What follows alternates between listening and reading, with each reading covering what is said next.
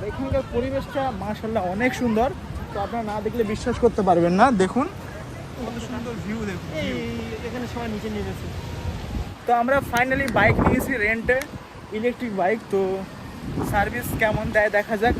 আমরা ওটা 2000 টাকা ডিপোজিট করেছি, তো ওনারা 1500 টাকা আমাদেরকে রিফান্ড করবে, আর যে 500 টাকা থাকবে ওটা মানে এই বাইকের চার্জেস। তো কথা হচ্ছে আমরা কতটা ঘুরতে পারি দেখবো। আমরা ওখান থেকে বেরিয়েছি 2টার সময়, ঠিক আছে। আর এখানকার পরিবেশটা মাশাআল্লাহ অনেক সুন্দর। তো আপনারা না দেখলে বিশ্বাস করতে পারবেন না। দেখুন কত সুন্দর ভিউ, দেখুন এখানে সবাই নিচে নেমেছে। ঠিক আছে। আমরা এখানে নিচে নামছে, তো আমরা প্যান্ট জামা নিয়ে আসলে হচ্ছে সুবিধা হতো, আমরাও নামতে পারতাম। আর এই রয়েছে আমাদের বাইক, গতি কিন্তু খুব বেশি না, তবে ভাল লাগছে যে সত্যি কথা। আরেকটা বিষয় কথা হচ্ছে, দীঘাতে আপনারা যারা আসবেন তো এখানে কিন্তু গাড়ি ভাড়া অনেক বেশি। আমরা মাত্র 2 কিলোমিটার একটু কম, 2 কিলোমিটার মেবি হবে, তো সেটার জন্য ভাড়া নিয়েছে 50 টাকা দুজনের। মানে ভাবতে পারছো কত এক্সপেন্সিভ এখানে, মানে লুটে নেওয়ার মতো যেটা বলা যায়।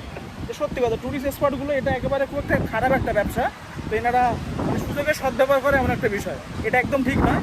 যেটাকে এখানে যারা দায়িত্বে আছে তারা দেখা জরুরি আমি বলে মনে করছি।